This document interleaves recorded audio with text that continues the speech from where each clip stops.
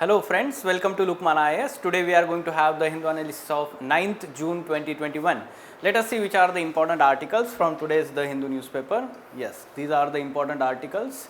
Let me tell you that many times what happens is students may be thinking that not all the articles from the Hindu newspaper are being covered. Rather, let me tell you that if you follow these lectures, the Hindu analysis lecture series on continuation basis, you will understand that each and every issue will be covered today or tomorrow, because this is in news on the continuous basis at least for 1 or 2 week important issues. So yes, whenever there is good article, that will be surely discussed. Keep this in mind. Do not have, we can say, such kind of perception towards this lecture series. Rather, try to follow it for 1 or 2 weeks, then you will understand that yes, all issues are being discussed here.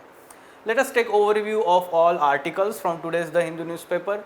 Yes, first article, this time for male. So this is particular having the context editorial regarding recently the president of UNGA has been elected and the candidate from Maldives have been elected here. So significance of this event for both Maldives and for India, especially for the reforms at United Nations. This is going to be important from international relations perspective, GS2 paper.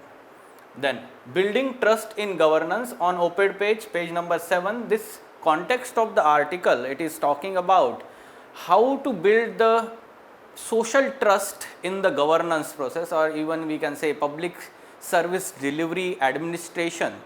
And yes, why there is lack of social trust, especially when we are talking about public service delivery, how it can be improved. This is important aspect of ethics in governance part, GS4 paper, the syllabus, last part of the syllabus. This is important from that aspect. Then a necessary reversion, this editorial on page number 6, again it is having the context. Recently our Prime Minister announced changes in national vaccine policy. So what are these changes and its significance? Okay, so yes, COVID-19 governance aspect, GS2 paper. Then new norms for digital content. So this particular having the context of new guidelines by Ministry of Education, especially towards creating digital content that is accessible to disabled person, disabled children, Divyang children, we can say that, right. So what are these digital guidelines the guidelines for digital content for ensuring the equitable access to the education, especially to the vulnerable sections like Divyang people. Now QS World University Rankings 2022 have been announced by QS company. So how Indian universities and different institutes fared in this ranking, we are going to take input this. This is important from governance perspective, as well as the data can be used in essay paper also, and yes, in GS2 paper also for mains perspective. And lastly, some COVID-19 related developments. As a follow-up, we are understanding these development on day-to-day basis, and lastly important captions and quotations, right. So yes, let us go into details of all these articles. First, this time for male, right. So male is the capital of Maldives, so that's why the word is used, right. So the president of UNGA recently was elected from Maldives. Now this year's 2021's president for UNGA. So yes, president of UNGA basics. Yesterday itself we discussed basics of president of UNGA, which is elected by UNGA itself on yearly basis, right. So what is the significance here? Yes, significance is huge. For the first time, the representative from Maldives have been elected as president of UNGA. This is significance for small island development countries, SIDC, or we can say this grouping of 52 island nations, right. So yes, this is important development, and one of the representative from this small island developing countries, this surely going to be helped because they are facing the climate vulnerability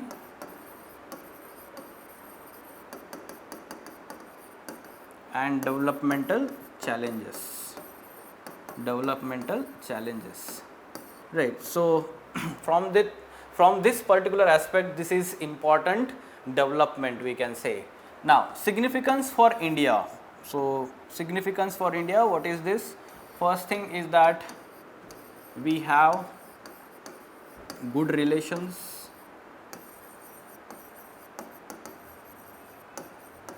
with Maldives, good relations with Maldives and its government. Along with that, yes, together with Maldives, common agenda at UN can be sought. Common agenda at UN can be sought because yes, India is also having the 2-year term of non-permanent seat membership at UNSC, United Nations Security Council, right, which is comprising of total 15 members, 10 non-permanent members, 5 permanent members. So this year we have been elected for 2-year term of non-permanent membership of UNSC. So this is going to be a positive step that UNGA president and our membership in UNSC, there will be some kind of cooperation surely to have the common agenda at UN. Now consoling and ensuring trust of Afghanistan. Why we are talking about this? Because the opposing candidate for this presidential election was from Afghanistan, and this year India openly supported Maldives. Yes, though the argument provided or reason provided by the government that up till the decision was, when the decision was made to support Maldives, the Afghanistan government did not did not provide its candidature for presidential election. So we already committed towards Maldivian government or Maldivian candidate, right. So this is first thing we need to understand. Along with that, Afghanistan also hoped that there will be some kind of, let's say, compensation for sacrifice that it made earlier when there was membership of UNSC. So Afghanistan actually did not run for election of membership for UNSC non-permanent membership in favor of India, and now it sought some kind of sacrifice from India for president of UNGA, but India supported Maldivian government. So to some extent that may have hurt Afghanistan. So it is our responsibility to ensure the trust of the Afghanistan government is not lost, right. Then lastly, working together for reforms. So yes, as a non-permanent member of UNSC and now Maldives as a head of UNGA, president of UNGA, yes, together they can focus on UN reforms, bringing, let's say, UNSC reforms, or we can say that ensuring multilateralism, changes in the status quo of power structure, traditional power structure in UNSC. All these reforms that are sought by India along with other such developing countries like South Africa, Brazil. So it is very important development in favor of India's agenda at UN. Okay. So in this manner you can have follow up here. Now moving on to next article, building trust in the governance. Right. So government and governance, let me tell you the difference here. Many times students do not understand the difference between government and governance. Okay.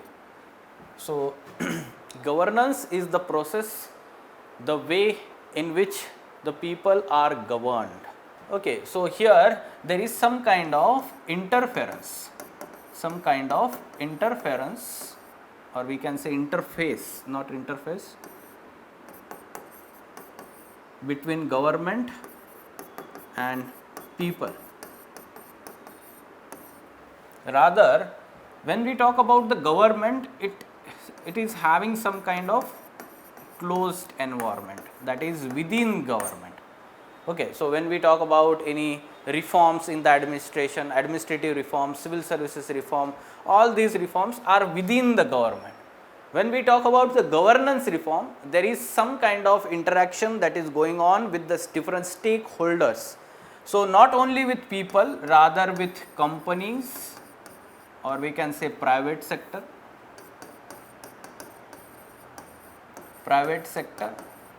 at the same time with civil society organizations. So, together it will be called as governance. Okay. So, in this manner we have to understand the difference here. Now, why people do not have faith in the governance or trust in the governance when they lose this trust? So, this is important from ethics in governance part. Ethics in governance, right. So, yes, GS4 paper, the important topic here is public service delivery.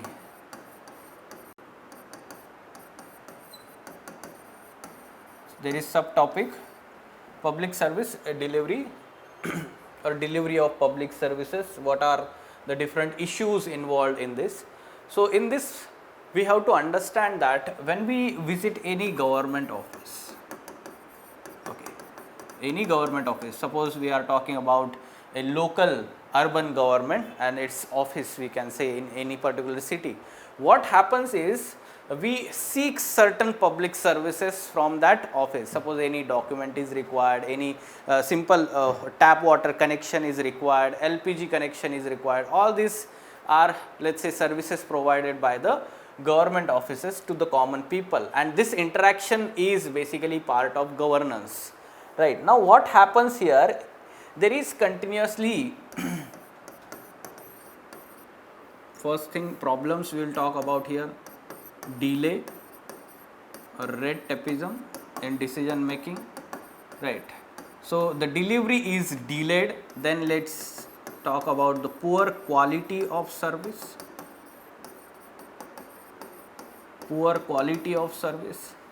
then we can say that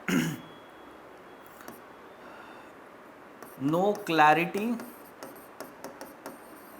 on who to be held accountable. So, appropriate grievance redressal mechanism is not present. Then we can say no feedback mechanism,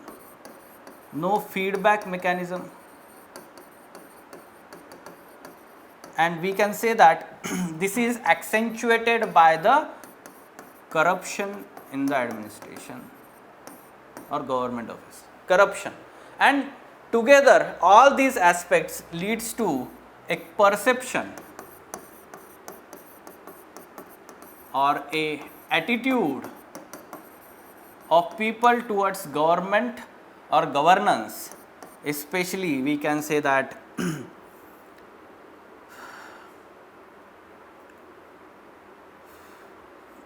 we know that dialogue that there cannot be any change,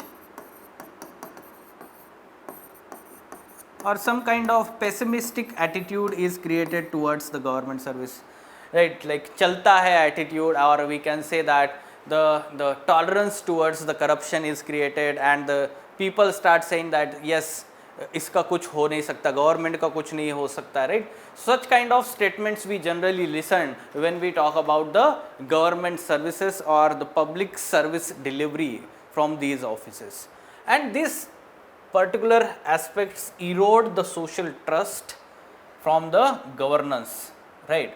Now, how trust is built in the governance?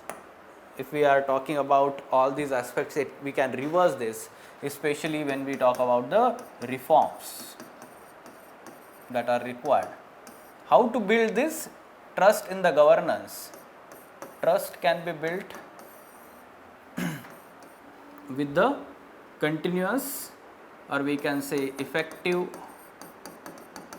communication,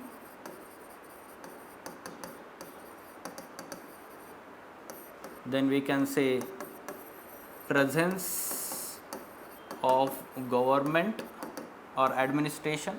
The people should feel that the government is present. The people should always feel that the government is present. Then we can say that proactiveness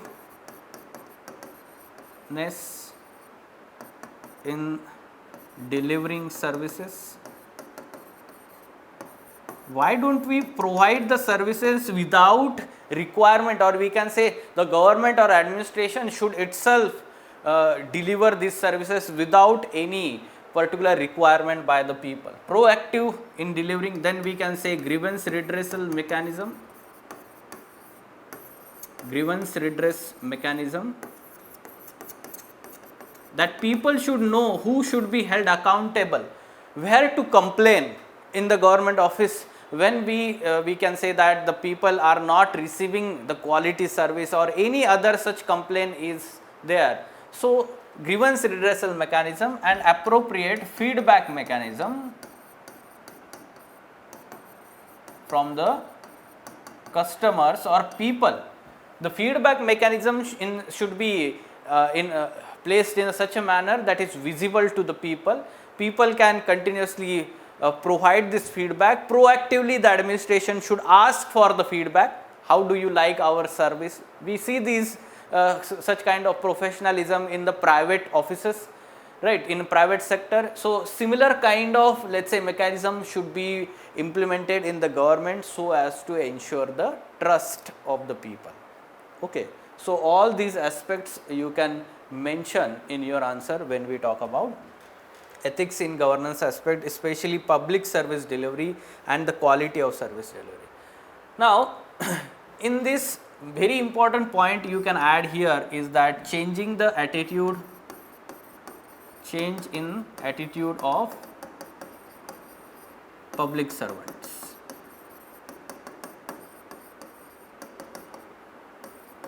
Right, change in the attitude of public servants. What happens here is that there is some kind of lack of sense of responsibility among the public servants when they are delivering these public services. When there is sense of responsibility, then there comes the commitment towards delivering these services, and then we can ensure that the quality of service will be there, and then the trust in the governance will be present. Okay, so all these aspects you can mention. What kind of question? When it comes to public service delivery system, citizens' default position is low trust. Discuss the reasons and give suggestions on how this trust can be built.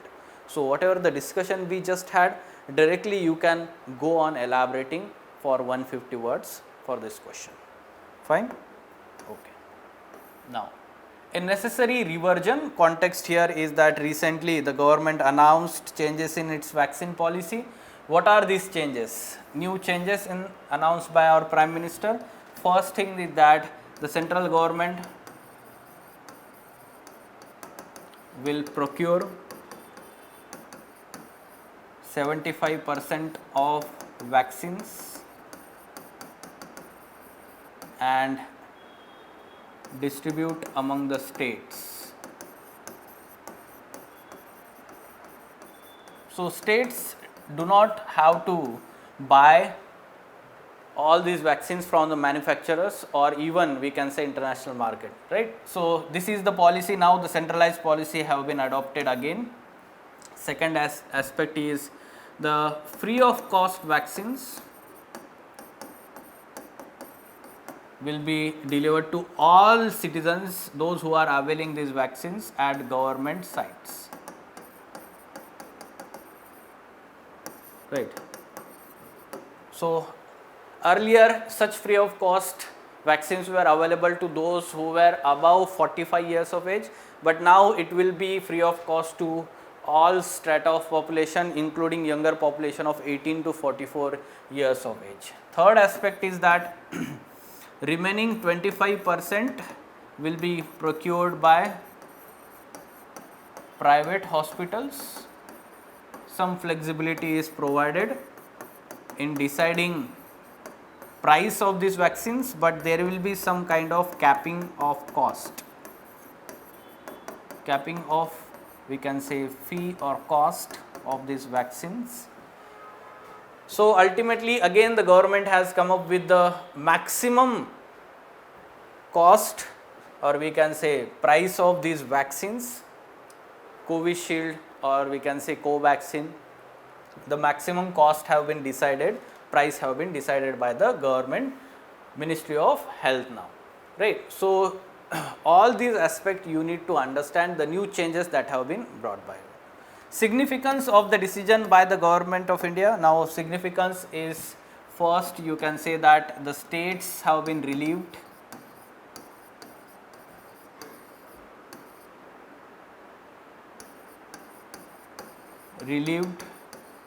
from responsibility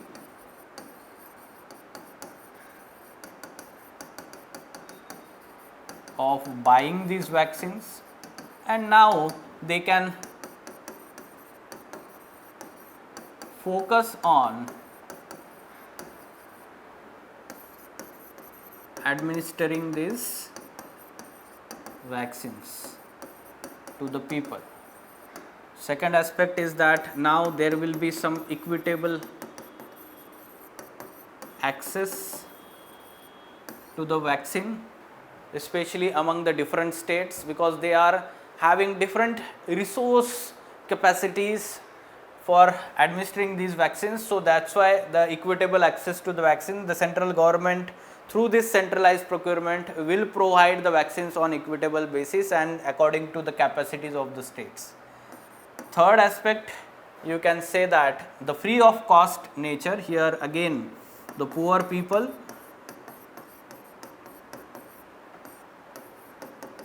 will be able to receive vaccine free of cost. This is good thing, right. And lastly we can say that when we are talking about capping of those prices in the private hospitals, there will not be further commercialization and exploitation even by the private hospitals, along with ensuring some kind of profits to the private hospitals also, right. So in this manner you can write the significance of this decision. Now the challenges to be overcome by the states to deliver these vaccines. What are these challenges? You need to know challenges faced by the states in administering these vaccines. First thing is that vaccine hesitancy, overcoming vaccine hesitancy. Basically health is traditionally the domain of state government and it is included in the state list. So yes, surely the more responsibility is on the state governments to ensuring the infrastructure, and traditionally what we have seen in our vaccination program, the central government provides for the vaccines and state governments actually administered these vaccines to the beneficiaries, intended users, or we can say that if we are talking about the especially children and pregnant and lactating women, right. So these vaccines are provided by the state governments at the vaccination camps. So delivering these vaccines is the responsibility of states. So transportation, cold storage, all these aspects, transportation, cold storage, right, vaccination camps, or we can say sites, this is the responsibility of states, along basically infrastructure we can say. Third, human resource. So trained health personnel we can understand that some of the states, especially eastern and northern states, they do not have enough human resources to trained human resources to provide these vaccines at large scale, right? Along with that, the population in these states is more, so this becomes an important challenge to be overcome by these state governments. Okay, vaccine hesitancy. Convincing people to take vaccines is a different, altogether different game, we can say. So, how state governments will ensure that there is no vaccine hesitancy and people come forward to take vaccines? So, this depends on the state governments now, more of a challenge to be overcome. Okay, so whenever we are talking about these challenges, you should focus on these areas. Along with that, there is also need of some flexibility to state governments in delivering these vaccines to the people. Okay, because different states have different kind of infrastructure, different facilities, and therefore states are continuously demanding flexibilities in administering these vaccines from the central government. So, we can understand that vaccine administration is the domain of states and they should be provided some flexibility, and central government should ensure such flexibility to the states government. Fine. So, as a follow up, you should be aware about changes in the vaccination policy from time to time. Now, moving on, new norms for digital content. So, this is specifically the guidelines issued by the Ministry of Education for producing digital education resources for children with disabilities. Now, we can understand that up till now, in last 1 year, the focus of the education, or we can say the platforms, have shifted to the online education, and therefore up till now we only focused on access of online education to the children. Now we need to go into detail and ensuring access not only to the common children but to the special groups like children with special abilities or Divyang children, we can say. Right. So, that is why the new guidelines for producing this digital education content for children with disabilities. So, these guiding principles are based on, or we can say guidelines based on 4 guiding principles. All resources must be perceivable, first, operable, second, understandable, third, and robust for disabled students. This is how the 4 principles are to be ensured in production of such digital content. Along with that, the multiple formats, they should be available in multiple formats such as text, audio, video and sign language. There should be also strategies to produce supplementary content for varying disabilities. For example, visual and hearing challenges, those who are facing this autism or intellectual or spatial learning disabilities, there should be different supplementary content to these different sections of, or we can say groups of children within this Divyang group. Along with that, learning activities must include audio, visual and tactile experiences, while evaluation must be multimodal. There should not be a one single criteria for evaluation, rather it should be multimodal, looking into the requirements or the challenges faced by this special group of children. Guidelines also include implementation roadmap, like next steps are the nomination of an expert technical team to update Diksha platform, followed by training and development of prototypes of accessible digital textbooks. Right. So, implementation guidelines are also provided in these guidelines. You should be aware about these developments. From HRD section, human resource development, education is important aspect, GS2 paper. Then JNU enters list of top 1000 universities. So, basically it is talking about QS University Rankings 2022 have been released now by this Quacquarelli Cements company British company which specializes on ranking these higher education institutions. Okay, so JNU has entered top 1000 of QS World University rankings for the first time. There are 22 Indian institutions in top 1000 list compared to 21 last year. IIT Bombay maintained its position as top Indian institutions for the fourth consecutive year. Some of the examples mentioned here, like 177 ranking for IIT Bombay, 185 for IIT Delhi, 186 for IISc Bangalore. So for the first time, IIT Delhi has crossed IISc Bangalore also, right? IIT Madras is also there, IIT Kanpur is there, then IIT Kharagpur is there, right? So all the important IITs, and then University of Delhi ranking band 501 to 510, then JNU 561 to 570 ranking band. This is how you need to remember. These facts or the reports, they should be used for mains examination essay paper as a facts and data supporting your analysis, the present situation of our higher education institutions when compared at international level.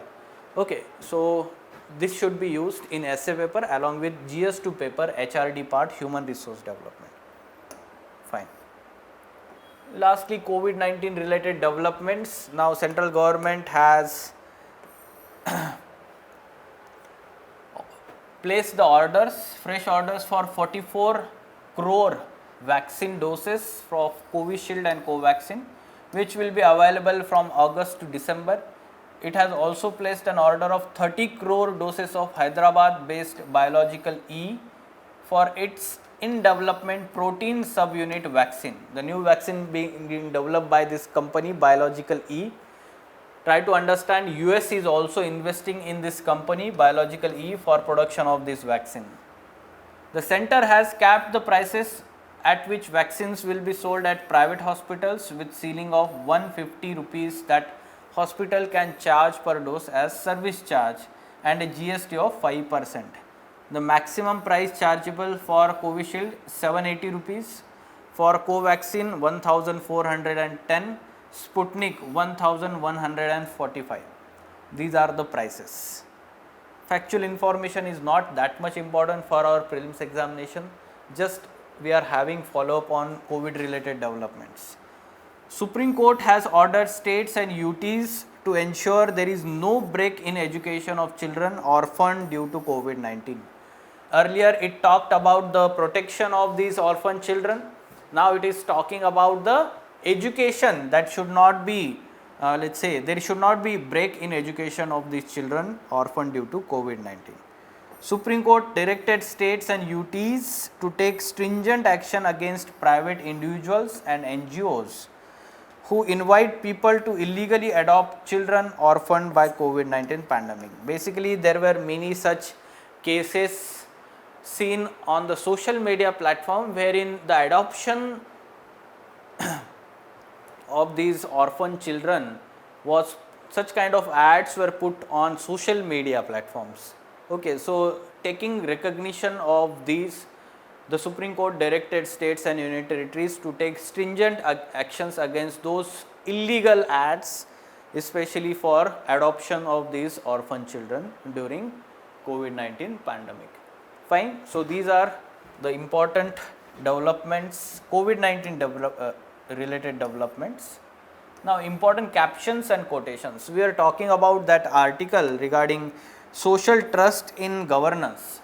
Let us try to understand these captions. When it comes to public service delivery, citizens' default position is low trust. Their past experiences where requests have not been responded to or have vanished into ether adds to this sense of apprehension. Corruption makes it worse. The worst is paying bribe and still not being served. These frictional interactions pile up over the time and they lead to apathy, then disengagement, and nothing will happen mindset.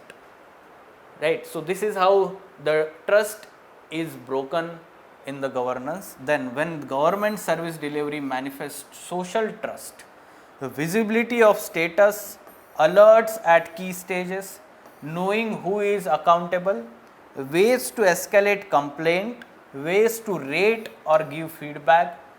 This ensures confidence of citizens and such trust starts to build back, right. So, we need to use such kind of statements when we are talking about overall governance. Even in essay paper, those who are having public administration as an optional subject, they can also use it, and yes, GS4 ethics part you can use such statements. Fine. Yes, these were important articles from today's The Hindu newspaper. For further information regarding the test series at Lukman IAS, especially for ethics paper, polity paper and public administration optional subject, you can contact Lukman IAS. Thank you. Live online classes are as effective as offline classes. Ethics with S. Ansari remains the best ever choice. Do you know that ethics paper is the only paper in general studies that pays more with less efforts? One can easily secure 130 to 140 marks. Lukman IAS is a well-established name since 2014 for ethics paper. We offer 3 types of courses: Ethics Foundation course, Ethics Case Studies and Ethics Test Series. Since 2015, Lukman IAS students have maintained the records of securing the highest marks in this paper. Ethics Foundation course is starting from 21st of June 2021. Classes will be for 4 days in a week from 11 am to 1:30 pm. The course duration is of 60 days and the videos will be available for 75 days. There will be 43 classes, of which 35 classes will be focused on theory and concept building and 8 classes will be dedicated for case studies. There will be over 180 case studies and 3 tests. Since 4 months are left for prelims, one can easily finish the ethics paper before prelims itself, and it's a good opportunity. So, why to wait? Contact us today for more information.